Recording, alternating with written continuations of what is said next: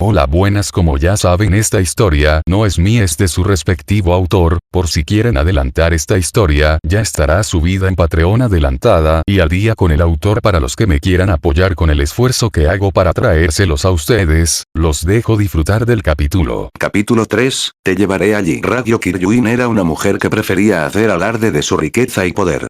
Mientras giraba suavemente la copa medio llena de champán Elixir de 1907, contemplando estoicamente el extenso complejo que albergaba la sede de Reebok, con docenas de edificios que se alzaban desde el suelo alrededor de su oficina, la directora ejecutiva del conglomerado textil más poderoso del mundo sonrió con sorna. A la mayoría de la gente le parecería aborrecible la idea de consumir champán que costaba casi $500,000, mejor relegado a una colección en una bodega para no volver a ver la luz del día. Pero ella no era como la mayoría de la gente. Una suma tan insignificante era calderilla cuando su empresa ganaba esa cantidad cada 20 segundos. Casi el doble de sus ingresos respecto a hace 5 años. Su atención se desvió minuciosamente cuando una presencia familiar entró respetuosamente a su oficina, el leve ruido de los tacones se hacía más fuerte con cada paso decidido. Radio cruzó un brazo debajo de su pecho y preguntó: «¿Asumo que la querida Nui cumplió su misión?».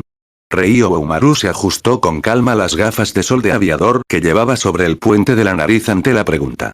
Dando un golpecito con el dedo al habla que llevaba en la mano mientras se detenía al otro lado del escritorio de radio, con el símbolo de Reebok bordado en la solapa de su uniforme blanco impoluto brillando bajo la intensa luz, la secretaria inclinó la cabeza cortésmente. El gran modisto no pudo recuperar las fibras vitales robadas. «Qué ironía», suspiró Ryo con nostalgia mientras la luz que brillaba en su cabello plateado, infundiendo cada rincón de su oficina con el brillo de un arco iris, se atenuaba notablemente. Debería haber sido más vergonzoso que la gran modista no lograra una tarea tan trivial, sobre todo considerando su impecable historial recuperando objetos robados de Reebok. Pero más allá de una leve punzada de molestia por la pérdida de las fibras vitales, la anciana Kiryuin no sentía más que frustrada apatía.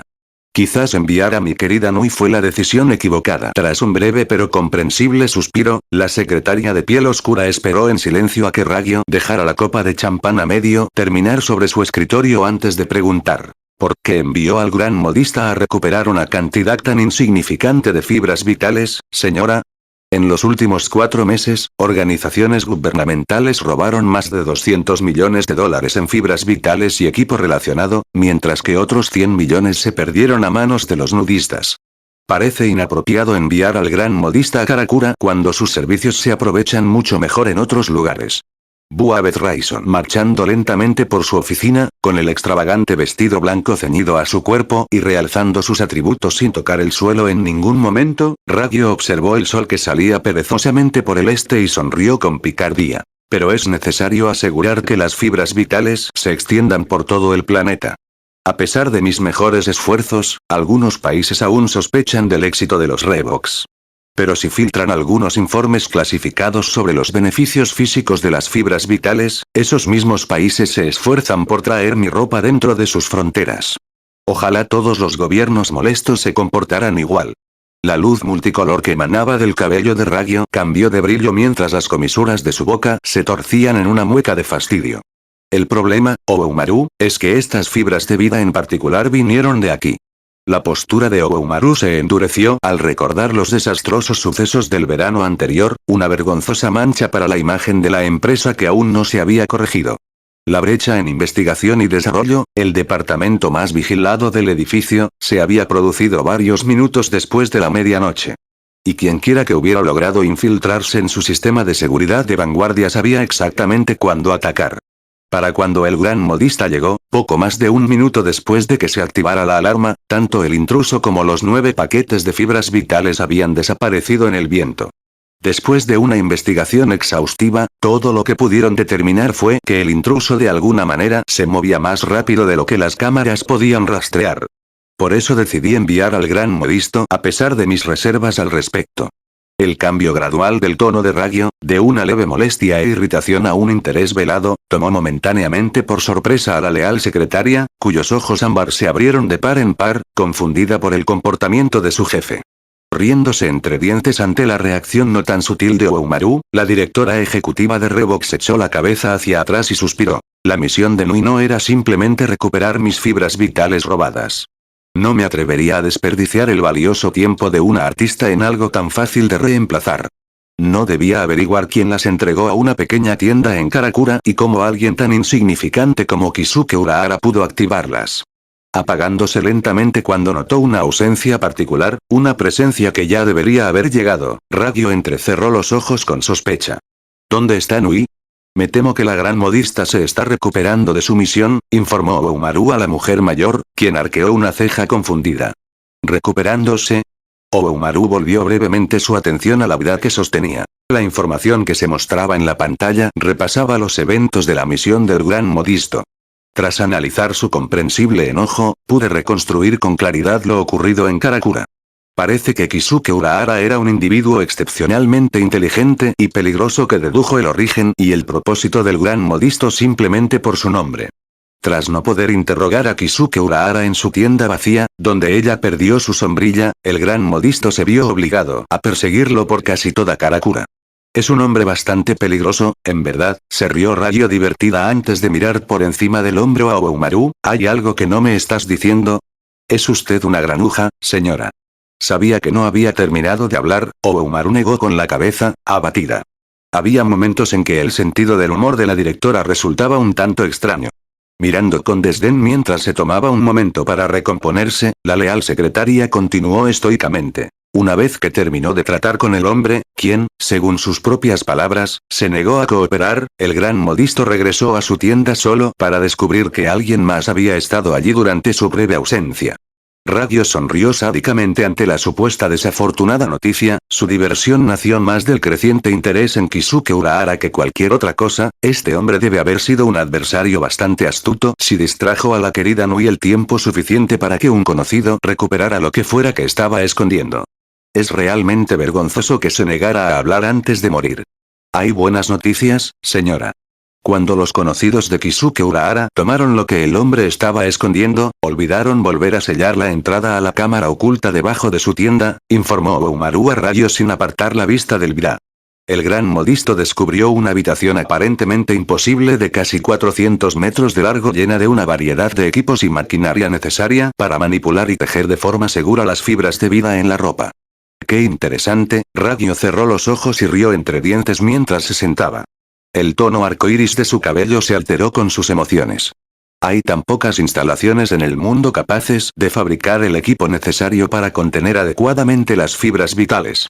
Debería ser bastante sencillo averiguar qué organización está trabajando con Kisuke Urahara, aunque tengo mis sospechas. Supongo que el gran modisto intentó averiguar el número de serie del equipo en su tienda, ¿no? Según su informe, parece que Kisuke Urahara fabricó casi todos los equipos a medida. El resto, sin embargo, solo se puede atribuir indirectamente a los nudistas. Y hay una noticia más, Oumaru se ajustó las gafas de sol, una vieja costumbre que nunca había podido abandonar, y se preparó para la tormenta resultante. El gran modisto ha expresado su opinión de que el hombre probablemente creó un kamui. La sonrisa divertida en el rostro de Ragyo se desvaneció al instante, reemplazada por una expresión de total asombro. Tejer algo tan divino como kamui era imposible para un simple humano, una obra de belleza que se esforzaban constantemente por obtener, pero siempre fracasaban en su intento. No era tan simple como tejer ropa con nuestras fibras de vida puras y llamar kamui a esa aborrecible creación. Un humano necesitaba años para adquirir la experiencia necesaria para manipular las fibras de vida con la destreza suficiente para evitar ser devorado. El conocimiento de bordar el patrón de kamui correctamente requería una mirada cuidadosa, perfeccionada tras innumerables fracasos y éxitos. Y ni siquiera eso era suficiente para que un humano creara la prenda más sagrada. ¿Un kamui, dices? No cabía duda del sutil matiz de amargura en la voz de Ragyo. Reclinándose en la silla, mientras el arcoíris que impregnaba la oficina se atenuaba, frunció el ceño al pensar en algo. Un año. Kisuke Urahara, aparentemente ajeno a la verdad de las fibras vitales, había logrado crear un kamui desde cero en menos de un año. Y eso sin contar las posibilidades de intentos fallidos. Sus ojos granates se entrecerraron furiosos ante la idea, una expresión de ira que Oumaru captó rápidamente. ¿Y estamos seguros de que está muerto? Los clones del gran modisto presenciaron personalmente cómo Kisuke Urahara se desangraba hasta morir, respondió Oumaru con rigidez antes de agregar apresuradamente. ¿Deseas que envíe un equipo de limpieza a la ciudad de Karakura? No, Radio rasgueó los dedos contra el borde del escritorio. Normalmente, sería sencillo investigar cuánto sabía Kisuke Urahara sobre las fibras vitales. Sin embargo, este tipo de situación requería un enfoque más delicado. Kisuke Urahara no solo superó en astucia a su querida Nui, sino que de alguna manera logró tejer un kamui. Su inteligencia, incluso después de muerto, no debe subestimarse. ¿Sabemos cómo contactó con su socio? Se registró una llamada desde un teléfono registrado a nombre de la tienda Urahara durante el período en que el gran modisto perdió de vista al hombre temporalmente. La secretaria hizo una breve pausa mientras mostraba la información relevante en su BLA. Sin embargo, está resultando algo difícil rastrear el número. El silencio llenó la oficina mientras Radio miraba pensativo por la ventana, con los ojos granates entrecerrados en silenciosa contemplación. Kisuke Urahara era un hombre que no debería haber sido capaz de tejer un kamui de la nada. Las habilidades necesarias para que un humano elaborara fibras vitales en semejante prenda requerían años de práctica. Debería haber estado en su radar hace años, sobre todo si su conocimiento sobre las fibras vitales era tan avanzado. Le costaba creer que un solo hombre, ajeno al mundo de la moda, hubiera aprendido lo suficiente sobre las fibras vitales en tan solo un año como para crear una de las prendas más sagradas que existen. La enfureció. El golpeteo rítmico de su dedo cuidado se detenía cuando algo le venía a la mente. El tono de Radio era peligrosamente frío cuando preguntó: ¿cómo resultó herido el gran modisto? Una bomba de lejía, señora. Un crujido resonó con fuerza en la oficina cuando la copa de champán medio llena que estaba en el escritorio junto a Radio se hizo añicos. Sus ojos ámbar se abrieron ligeramente tras las gafas de aviador al ver cómo la expresión de la directora pasaba de la creciente molestia a la conmocionada perplejidad. Oumaru tosió nerviosamente en su mano, ignorando el aumento de los latidos de su corazón. El dispositivo estaba oculto bajo el suelo de la habitación, señora Radio. Aunque la gran modista logró escapar a tiempo de la explosión, relativamente contenida, las heridas que sufrió fueron suficientes para obligarla a retirarse. Suspirando suavemente ante la presión sofocante que pesaba sobre sus hombros, una clara señal de la creciente irritación de Radio por las últimas acciones de Kisuke Urahara, Oumaru se tomó un breve respiro y enderezó la postura antes de añadir con calma: quizás debería aclarar mi comentario anterior. La gran modista todavía se está recuperando. Sin embargo, sus heridas sanaron solo horas después de regresar. Simplemente se niega a aceptar que otro humano la engañó en el último segundo. Un hombre tan epountable, para la directora ejecutiva de Revox era inconcebible que un hombre tan patético como Kisuke Urahara hubiera reunido los componentes necesarios para construir una bomba de lejía funcional. Sabía, por supuesto, cómo construir semejante arma. Era un proceso sencillo, siempre que se pudieran bordar correctamente las fibras vitales, intrincadamente tejidas en todo el dispositivo. Sin mencionar los peligros de que el explosivo detonara prematuramente si una sola fibra vital se desviaba. Así que, por razones obvias, nunca autorizó oficialmente la investigación de la bomba de lejía más allá de sus aplicaciones teóricas. No porque careciera de los recursos necesarios. Más bien, simplemente no quería lidiar con la constante molestia de los nudistas que intentaban destruir o robar su investigación. Kisuke Urahara, por otro lado, era alguien cuya mera existencia sobre la faz de la Tierra dejaba a la matriarca Kiryuin completamente desconcertada. Este hombre aparentemente insignificante no solo logró tejer un kamui en menos de un año, una hazaña que ninguno de sus empleados, salvo el gran modista, podría aspirar a duplicar, sino que también construyó una bomba de lejía funcional a pesar de su moratoria sobre el equipo necesario. Que hiciera todo esto con las desastrosas fibras vitales robadas a Revox le resultaba incomprensible. Tenía que haber otra respuesta. Se negaba a creer que Kisuke Urahara fuera tan competente y experimentado tejiendo fibras vitales. La Viesdrole. Radio se apoyó en su mano y suspiró. La tensión desapareció de su rostro junto con la presión agobiante en el aire. No tenía sentido preocuparse por Kisuke Urahara cuando el hombre llevaba mucho tiempo muerto. Podría encargarse de un kamui errante a su debido tiempo. Sin embargo, el gran modista era un asunto completamente distinto. Su querida Nui no había sido la misma desde que ese hombre molesto le desfiguró el rostro para siempre, destrozando uno de sus hermosos ojos y destrozando su mente con un golpe traicionero. Por favor, informe al gran modista que venga a mi oficina. Hay ciertos asuntos que necesito tratar. Una sonrisa divertida se dibujó lentamente en las comisuras de los labios de la matriarca Kiryuin mientras Boumaru hacía una reverencia respetuosa antes de darse la vuelta bruscamente y marcharse. Escuchando pacientemente el rítmico repiqueteo de los tacones de su secretaria mientras se perdía en la distancia, Ragyo cerró los ojos y rió. Tenía dolorosamente claro a quien había llamado Kisuke Urahara durante su batalla contra su querida Nui.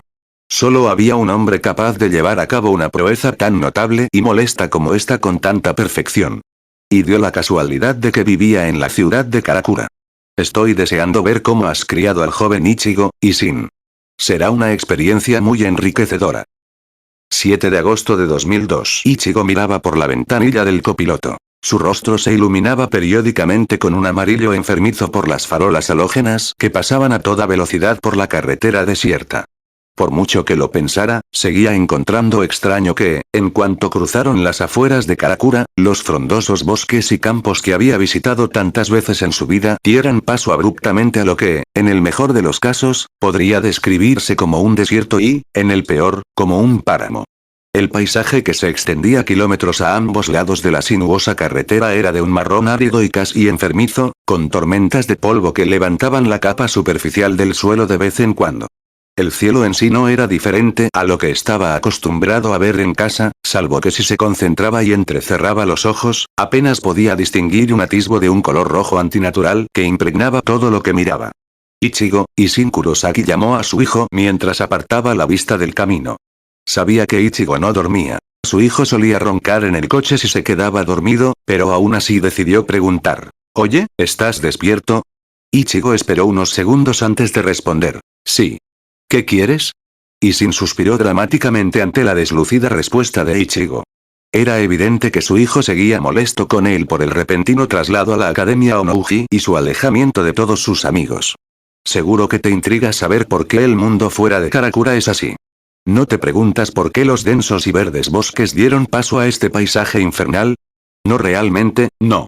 Bueno, si de verdad quieres saberlo», continuó Isshin, ignorando por completo que a Ichigo no le interesaba saber por qué, nadie sabe realmente qué pasó. Lo único que nosotros, y con esto me refiero a Kisuke y la Sociedad de Almas, hemos podido averiguar es que alguien o algo decidió destruir la mayor parte del mundo con armas nucleares.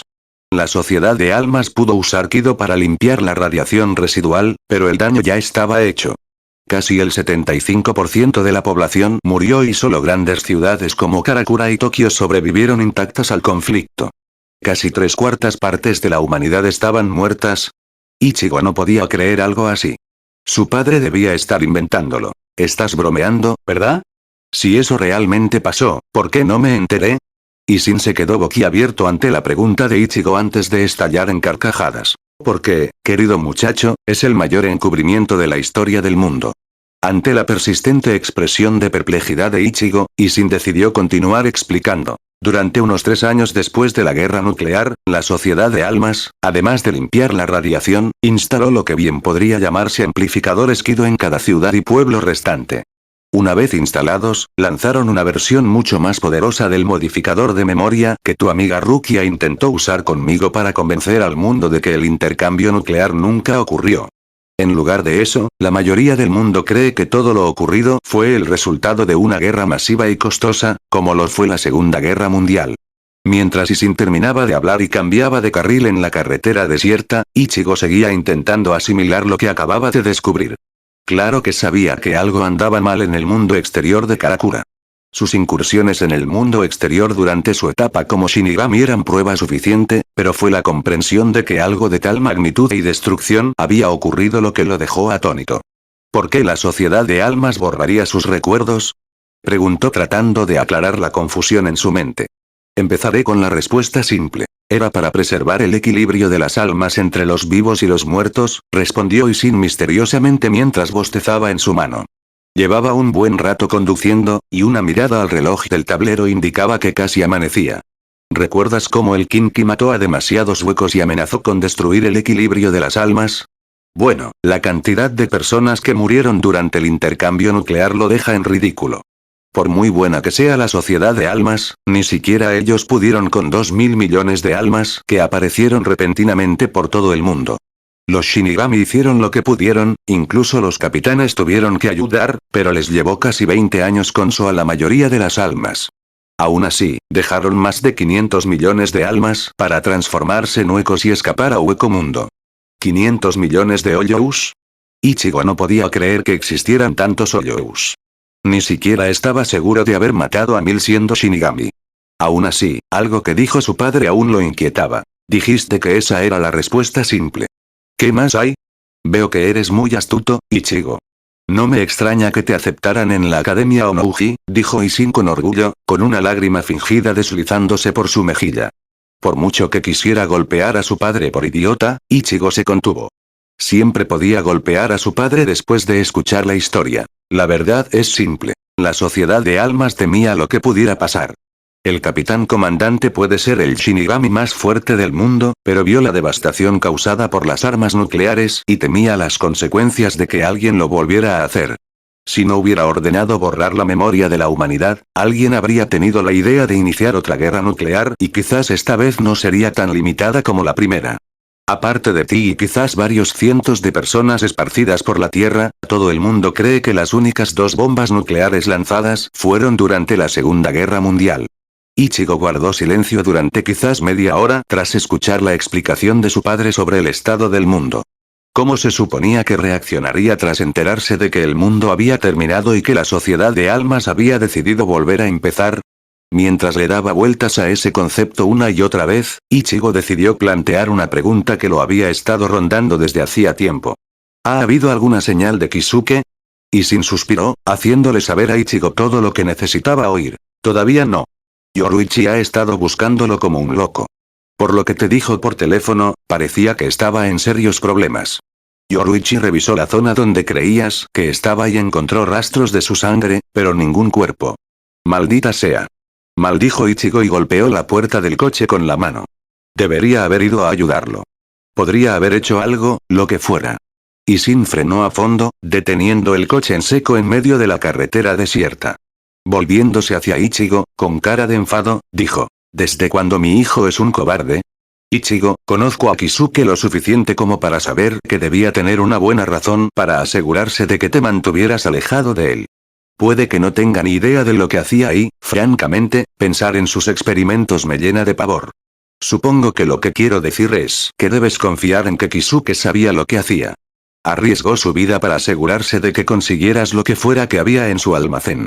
Ishin arrancó el coche de nuevo, pero no dijo nada más, pues decidió que era mejor darle tiempo a Ichigo para que procesara lo que acababa de decir. Tras varios minutos, Ishin se frotó la nuca con la mano y preguntó, ¿y qué te dejó Kisuke? ¿Era un arma o algo así? Le dije a ese hombre que te dejara de tonterías, pero que se vaya al carajo si ese cabrón me hace caso. Ichigo puso los ojos en blanco con fastidio. Si no te lo dije las primeras 20 veces, ¿qué te hace pensar que te lo diré la 21ª vez que lo preguntes? Vamos. La voz de Ishin se convirtió en una molesta réplica de la de un niño. Puedes decírselo a tu padre. Cállate, viejo. Ichigo se giró y miró por la ventanilla del coche, molesto. El sol apenas comenzaba a asomar por el horizonte hacia el este, bañando el paisaje rojizo y marrón con los colores del amanecer y haciendo que las farolas se apagaran una a una. Ichigo, la voz de Ishin volvió a la normalidad. Sea lo que sea que Kisuke quería que tuvieras, estoy seguro de que tenía una buena razón para ocultarlo. Quizás pensó que podría sacarle algún provecho. Solo sé que ese hombre no era alguien que hiciera algo sin una buena razón. ¿Sabe cuánto te debe la sociedad de almas, el mundo entero, por cuidar de Aizen? Ichigo miró confundido el kamui que llevaba puesto. El día de evaluación estudiantil era más tarde, así que su padre tuvo que despertarlo al amanecer para llevarlo a tiempo a la Academia Onouji. Cuando descubrió que tendría que usar el uniforme de Onouji, le echó un vistazo antes de tirarlo con disgusto. Apenas soportaba usar el uniforme de la preparatoria Karakura, y eso era solo porque el consejo escolar permitía a los estudiantes personalizar sus uniformes hasta cierto punto. Onouji, por otro lado, tenía un código de vestimenta tan estricto que usar el kamui de Kisuke, con el uniforme de colores extraños que era sin duda la mejor opción. El kamui era algo que seguía atormentándolo. Al principio, Ichigo dudaba del uniforme desde que Kisuke se lo había hecho. De hecho, cualquier cosa que ese hombre creara hacía que Ichigo diera un paso atrás y observara atentamente la situación antes de probárselo. Cuando no pasó nada durante un par de horas y el Kamui seguía siendo una prenda inanimada, Ichigo decidió probárselo. Al ponérselo y terminar de subir la cremallera de la chaqueta, descubrió que le quedaba perfecto, quizás incluso demasiado perfecto. Otra cosa que le molestaba era que nunca parecía ensuciarse ni mancharse demasiado. Cualquier cosa que derramara accidentalmente sobre el Kamui se escurría de la ropa, generalmente al suelo, lo que obligaba a Ichigo a limpiarlo.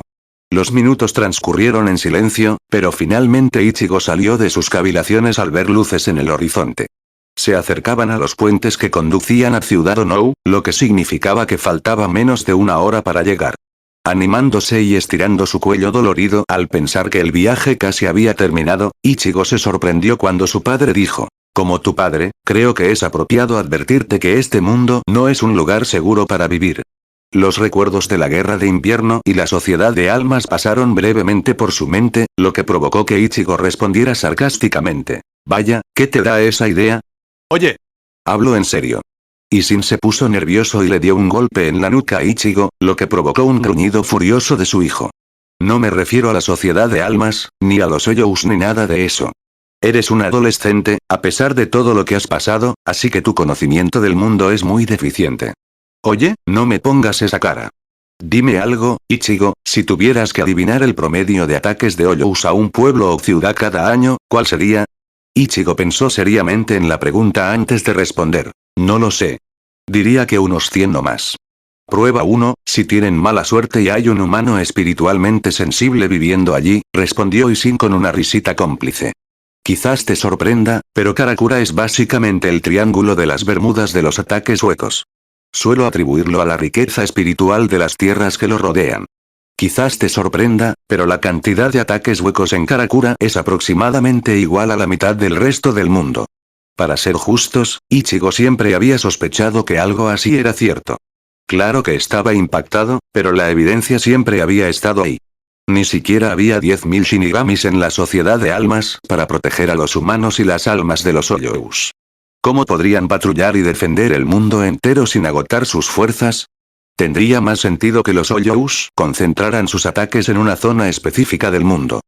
Como dije, el peligro del que te estoy sermoneando proviene de los vivos, y Shin entreabrió la ventanilla y dejó que el aire frío de la mañana de finales de verano llenara el coche. No pude evitar escuchar tu conversación con Uryu sobre lo que sean los uniformes de Goku. Puede que solo sea un padre ignorante y torpe, pero incluso yo dudaría en aceptar poder gratis si no sabes el precio. Tú sabes, quizás incluso mejor que yo, lo que les pasa a quienes reciben poder y no están preparados para controlarlo. Ichigo miró a su Kamui, mientras los recuerdos de cuando su Oyou tomó el control de su cuerpo en Hueco Mundo le daban vueltas en la cabeza. No quería recordar lo que su Oyou le hizo a Ulquiorra, pero sabía que nunca habría sucedido si hubiera sido lo suficientemente fuerte para luchar contra el espada. Suspirando y pasándose una mano por el pelo, se echó hacia atrás y dijo: no me vengas con esas tonterías. Si tanto te preocupas por mí, ¿por qué me envías a la Academia Onouji? La respuesta es muy sencilla, Ichigo.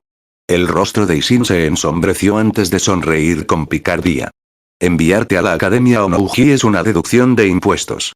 Al mudarte al otro lado del país, me ahorro un montón de dinero cada año. Maldito cabrón.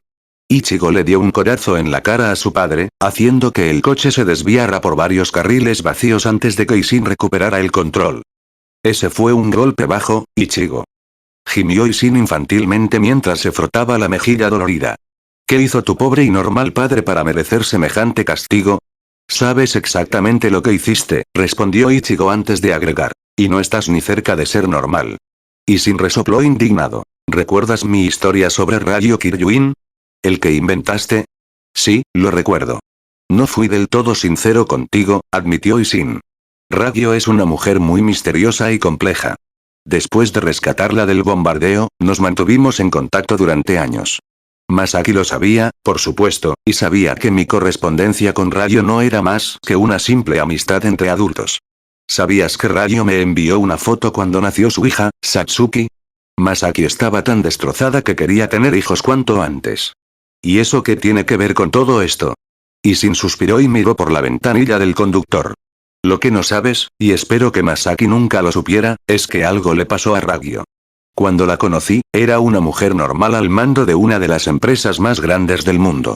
Se reía de mis chistes y se llevaba bien con Masaki, pero con el paso de los años pareció cambiar. Se volvió fría, distante y más dedicada a su empresa. El nacimiento de su hija fue quizás la última vez que sonó como la mujer que conocí.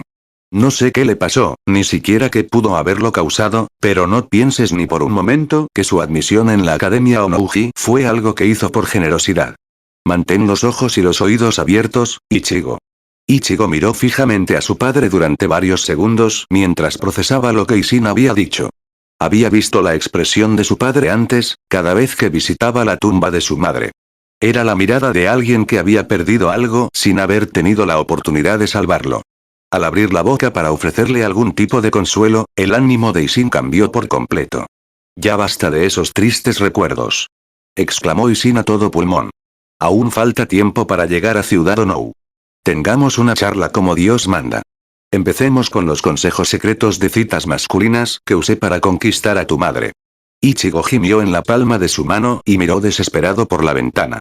Mirando la carretera a solo unos metros de distancia, se preguntó si podría sobrevivir saltando de un coche en movimiento como un humano normal sin romperse la pierna. Dios mío, eso esperaba. Ichigo, la voz del mayor Kurosaki era severa y llena de autoridad, un cambio radical con respecto a su personalidad habitual, mientras el sol salía sobre la ciudad de Onou. Con el rostro enmarcado por las sombras mientras sacudía el polvo del Kamui de Ichigo, miró a su hijo directamente a los ojos. No debería tener que explicar tu fortuna hoy. Esta es una gran oportunidad no solo para ti, sino también para tus hermanas.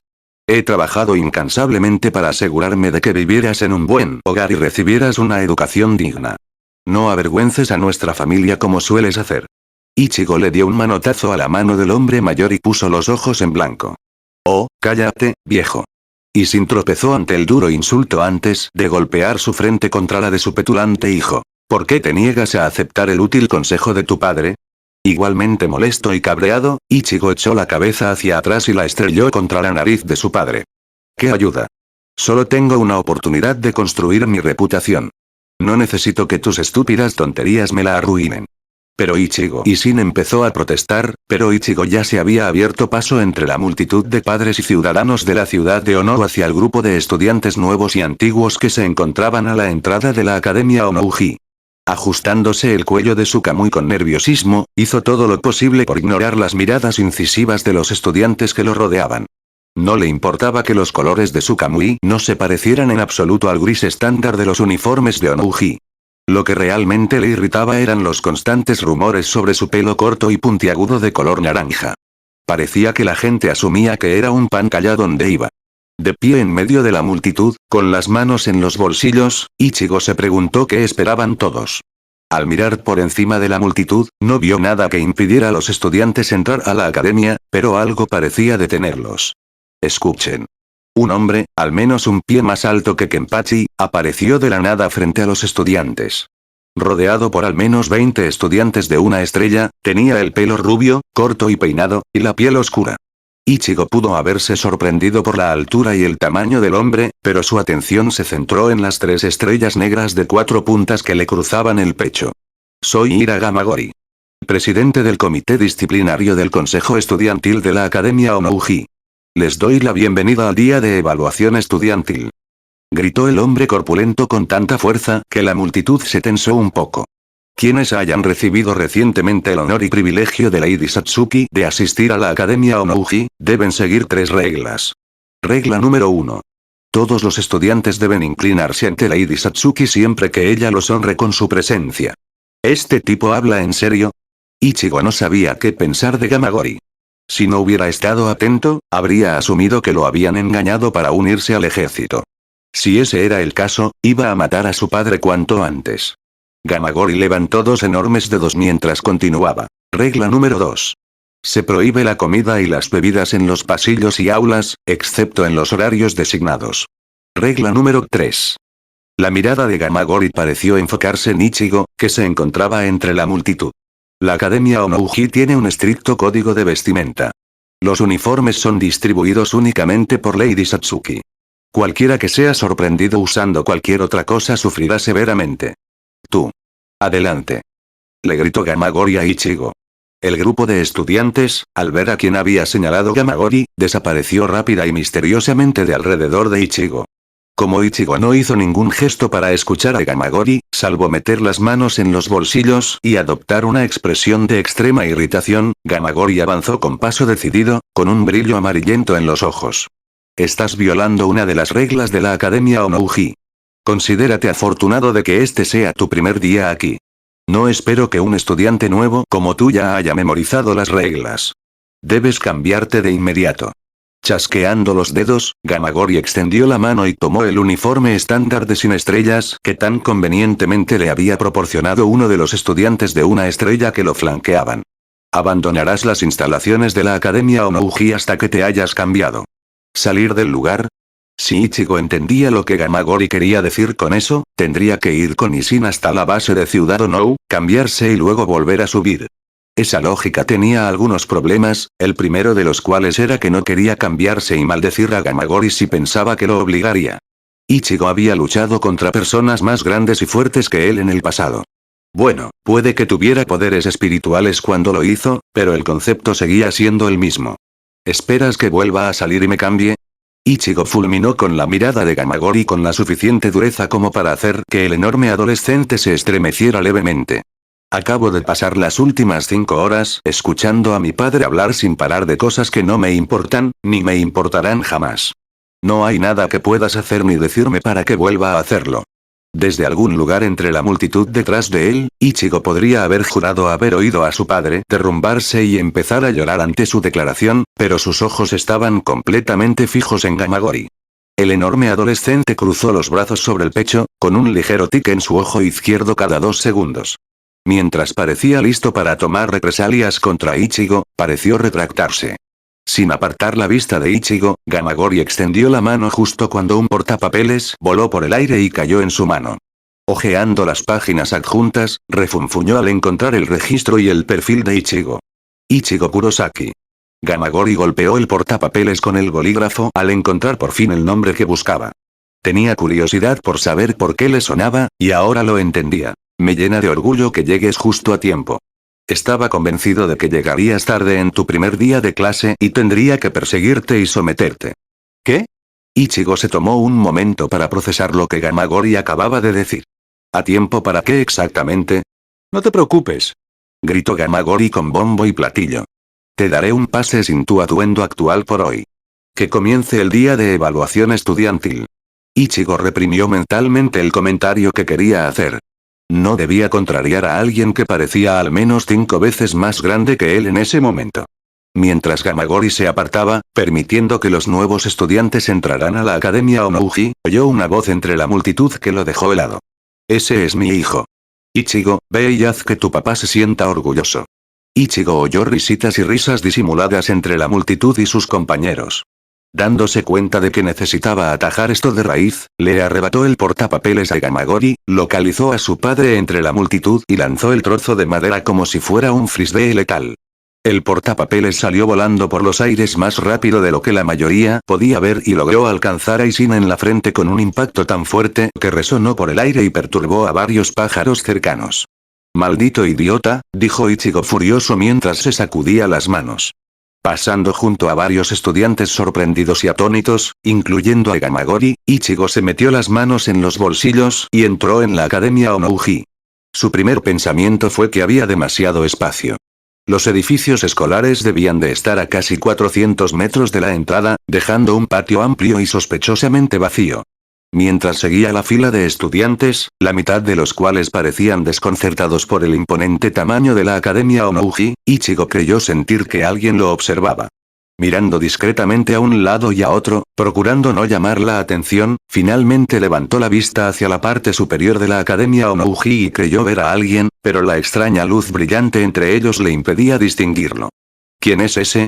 Al oír una respiración agitada a su lado, Ichigo bajó la vista y vio a una chica de ojos y cabello castaños mirándolo fijamente con estrellas brillando en sus ojos. Sinceramente, un poco asustado por la mirada fanática de la chica, Ichigo preguntó, ¿puedo ayudarte?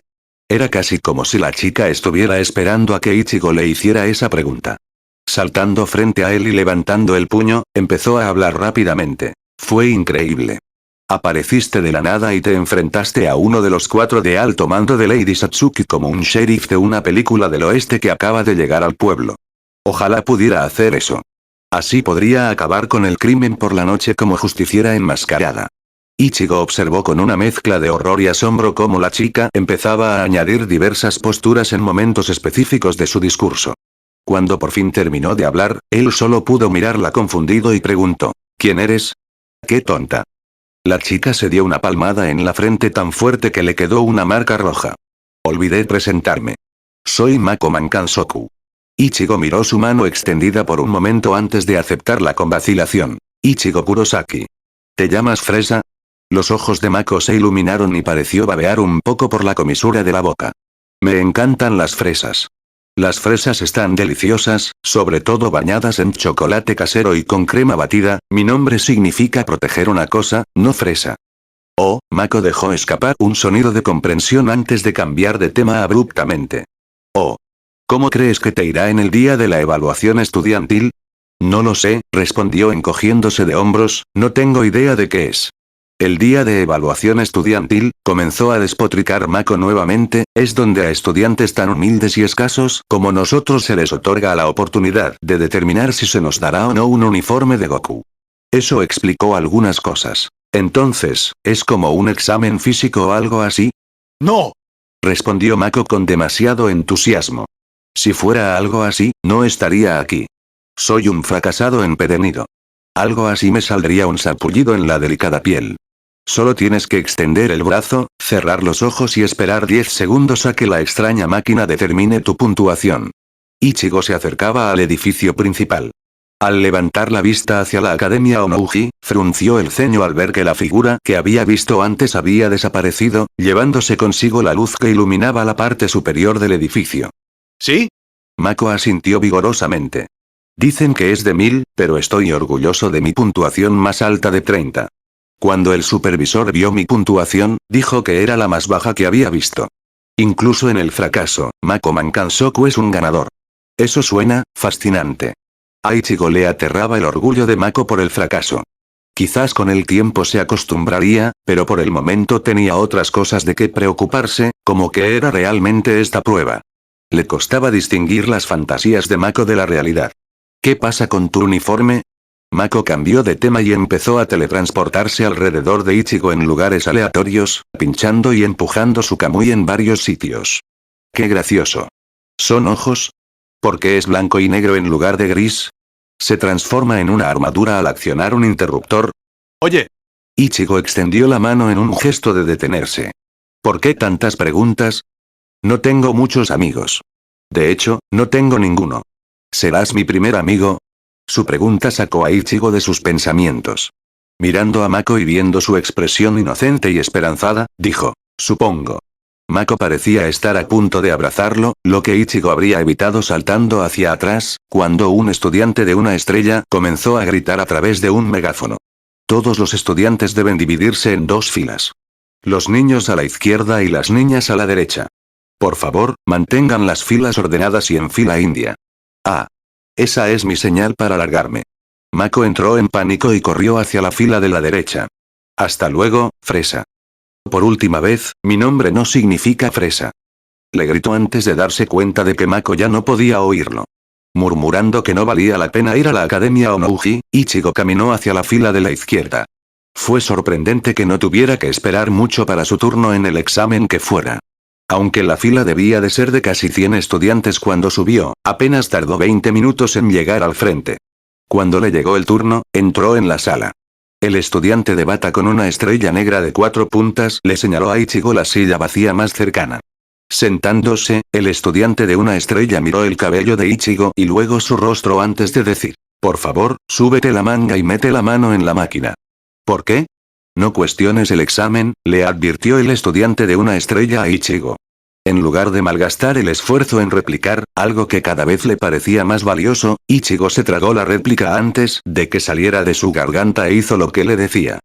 Con la mano derecha atrapada en la máquina, Ichigo apoyó la cabeza en el brazo izquierdo y esperó casi un minuto a que terminara. Cuando le dijeron que podía retirar la mano, preguntó, ¿cuál es mi puntuación?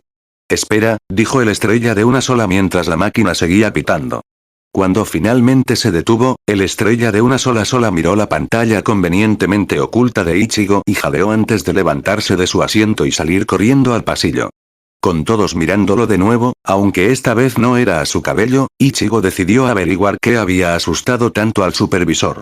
Levantándose de su silla, se inclinó sobre la mesa y miró la computadora que estaba frente a él.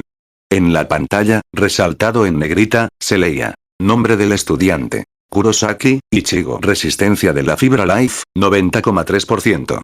Dame un billete para la ciudad de Onou. El empleado de la taquilla miró por encima del periódico el fajo de billetes y monedas amontonados al otro lado del cristal. Mientras metía la mano por el agujero ovalado de la ventanilla y cogía el dinero, no pudo evitar sorprenderse. Nadie compraba entradas para Onou. Solo viajaban los que tenían pases anuales y pagaban por adelantado. Tras pulsar algunas teclas en su ordenador, y al poco rato, el familiar sonido de la impresora, miró a la chica que lo observaba con impaciencia y decidió preguntar: no pretendo molestar, pero ¿está segura de que quiere ir a un lugar así? Onou no es precisamente el mejor lugar para una jovencita decente. ¿De acuerdo?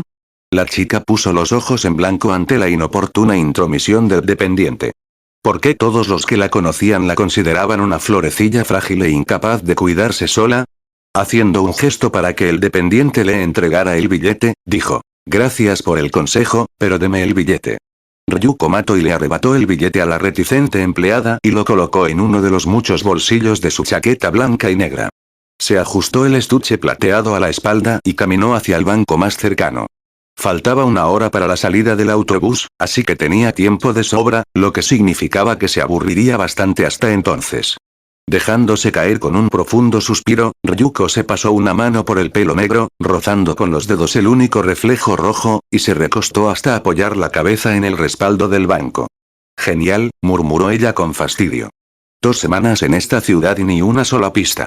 Ryuko estaba segura de que una pista sobre la identidad del asesino de su padre estaría aquí, en Osaka, pero parecía haberse equivocado una vez más. Cada vez que preguntaba, o sobre todo ordenaba, a la gente que le dijera si habían visto a una mujer blandiendo una tijera, la miraban raro o se quedaban callados. Posando una mano sobre el estuche plateado que contenía su tijera, de color rojo, Ryuko recordó con tristeza los últimos 6 meses y todo lo sucedido. Empiezo a pensar que esto no tiene sentido, gimió y pateó la caja de plata con tanta fuerza que la abolló. 12 ciudades. He estado en 12 ciudades en 6 meses y nadie sabe nada. A este paso, moriré antes de saber nada de mi padre. Normalmente, Ryuko se quedaba en una ciudad un par de semanas antes de irse, pero solo llevaba 4 días en Osaka. Tenía una pista sobre la identidad del asesino de su padre, la primera desde aquel fatídico día, pero dudaba de la veracidad de la información. Cosas así no le caen del cielo. Ryuko no estaba acostumbrada a que las cosas le salieran bien, así que estaba bastante preocupada por toda la situación. Oyó el rumor por primera vez cuando interrogaba a estudiantes de la preparatoria Naniwa Kinman para obtener información. Mientras extorsionaba a 2 estudiantes que se atrevieron a atacarla, un tercero se le acercó con información sobre la mujer con la tijera. Cuando pidieron mucho dinero por la información, Ryuko les apuntó al cuello con la tijera y amenazó con cortar algo importante a menos que le contaran todo lo que sabían. El estudiante, tras mojarse los pantalones de miedo, dijo que los rumores situaban a una mujer con una tijera morada muy cerca de la presidenta del consejo estudiantil de la Academia Onouji, Satsuki Kiryuin. Ryuko no creyó inicialmente que un asesino estuviera asociado con el apellido Kiryuin y exigió saber la verdad. El estudiante, temblando de miedo, dijo que decía la verdad. Se rumoreaba que Satsuki Kiryuin conocía íntimamente a la mujer con la tijera morada. De hecho, incluso podría ser la asesina. Gruñendo de fastidio, Ryuko metió la mano en el bolsillo y sacó un limón. Le dio un mordisco sin dudarlo, miró el reloj cercano y se dio cuenta de que aún le quedaban 45 minutos. Casi he encontrado a la mujer que te mató, papá. Solo tienes que esperar un poco más. La mujer de la tijera pagará por lo que hizo. Te lo prometo.